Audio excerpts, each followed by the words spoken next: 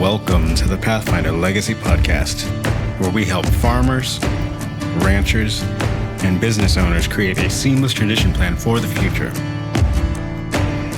From retirement to ownership transfer, we protect what you've built and guide you every step of the way.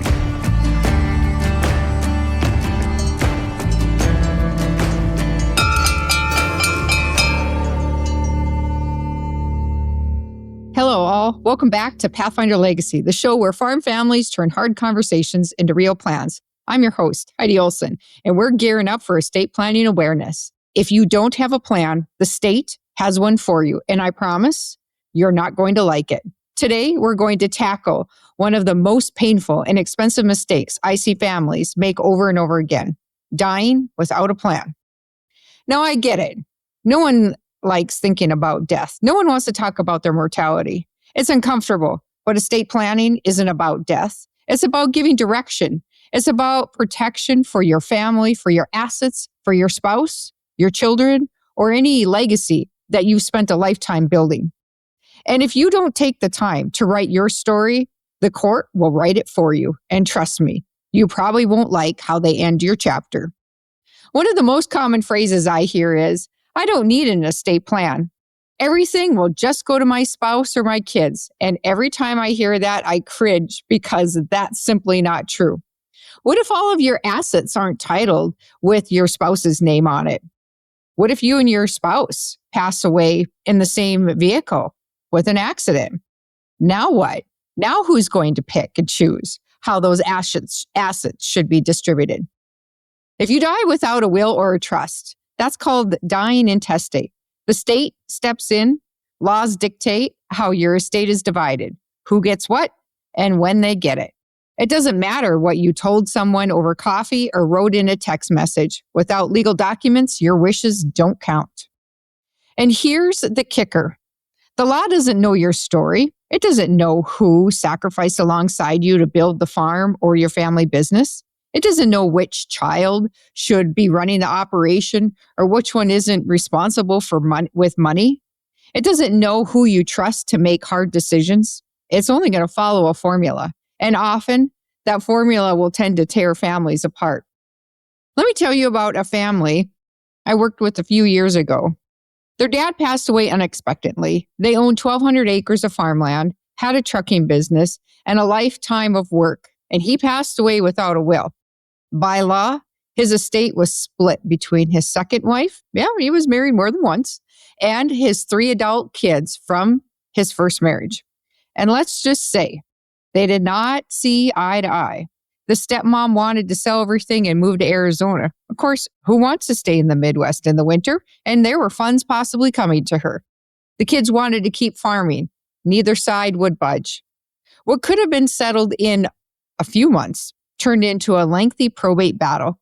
The family spent over $150,000 in legal fees. They had to lease land just to keep the business going. By the time the dust settled, 2 siblings were no longer talking to each other, and the land, what they worked so hard to build, was sold to pay estate expenses and high legal fees. Imagine working your whole entire life to build something, and it ends up being sold off because you didn't want to write a plan. You didn't want to take the time. Here's the truth. The cost of not planning isn't just about money. Of course, that's a big part of it because it is expensive. But it's also about stress, relationships, and the future success of your business. Here's what no plan will really cost your family: financial costs, court fees, attorney bills, appraisals, delays in accessing accounts; emotional costs, sibling rivalries, resentment, and broken trust begins to happen very quickly with families; business costs, land sales to pay debt, stalled operations, lost opportunities; and legacy costs, your life work decided by a judge. Another family I worked with had a successful custom spraying business. Everyone assumed the oldest son would take over, but there was no written plan. When the owner died, the business was split equally among 4 children, including 2 who lived out of state and had no interest in agriculture. The son who poured his blood, sweat, and tears into the business and was forced to buy them out at full market value. He couldn't afford it. And the business was sold. Just like that, 3 generations of hard work were gone down the drain. That's what we'll get to it later can cost you. A lifetime of sweat equity gone. Let's talk about some of the common myths that keep people stuck. I'm not rich. I don't have enough money or assets for an estate plan. But let me ask you this. Do you own a house? Do you have land or farmland? Do you have rental properties, equipment, retirement accounts? Maybe you have collectibles such as guns or a silver spoon set or life insurance. If you own any of these types of assets, you have an estate plan. Here's another misconception. Everything will go to my spouse. Not always. In blended families, the split might not look how you think. So if you don't have that will, how do you know how all your assets are titled as well? Here's another misconception. Everything will go to my spouse. Well, not always. In blended families, the split might not look how you think it should look. The court will decide. It will go to your current spouse or will it go to unwanted family members? And how do you provide for those children from a first marriage or second marriage? My kids all get along. They do now. But grief and money changes people.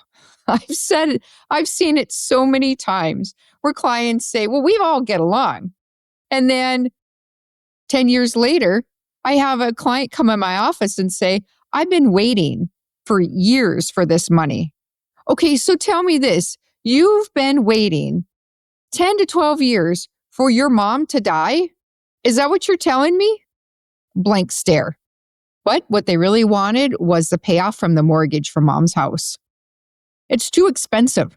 A basic will costs far less than probate and will save you time and your family frustration. I'll do it later. Don't keep kicking that can down the road. Later isn't guaranteed. We don't have a crystal ball. We don't know what later looks like for any of us. We have a family friend that started their family later in life. Now they have 3 children under the age of 8. I've asked them several times if they've created their estate plan. And all I get is a no and a shrug. We don't need one. If anything, please do it for your children. If both of you and your wife die in a car accident, who will raise your family? And how will you provide for them financially? I'm still working on getting them to do something sooner than later. Here's something many people don't know. In the state of North Dakota, even a handwritten will, which is called a holographic will, can be valid if it's written entirely in your own handwriting on a blank sheet of paper, cannot be lined notebook paper, has to be blank, is signed and dated.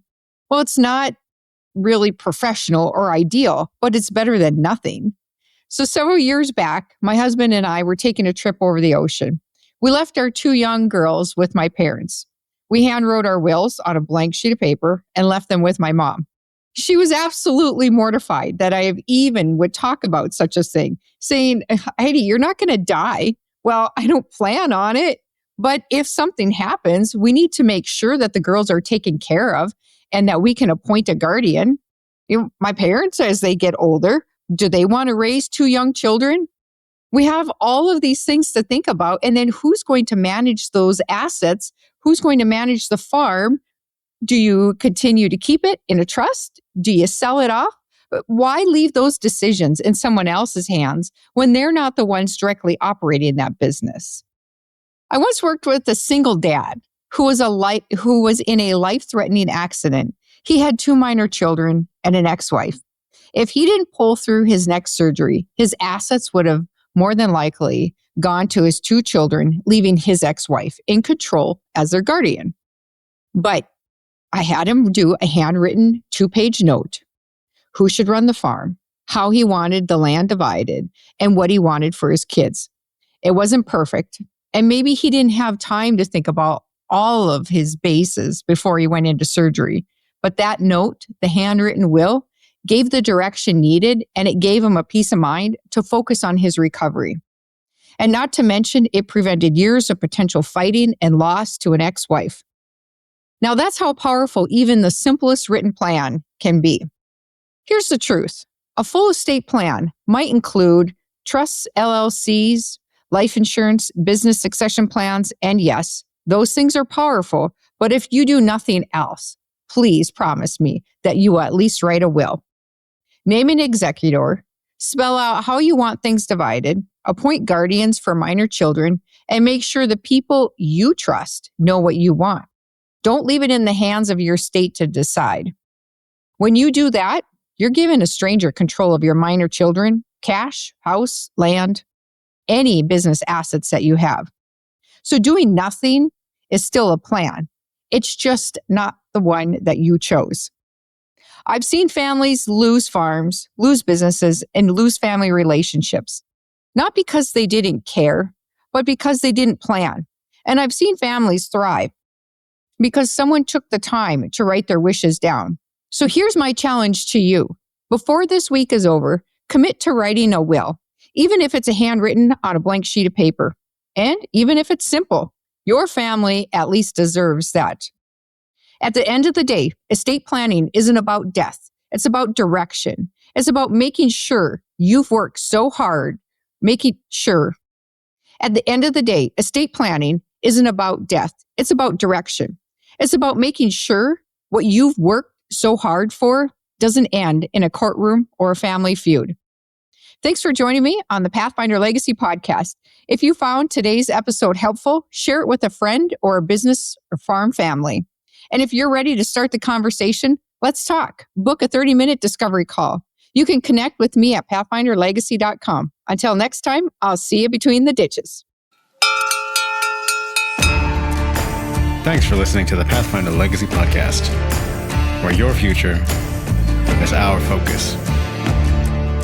Be sure to subscribe, follow us on social media, and visit us at pathfinderlegacy.com to start building your transition plan today.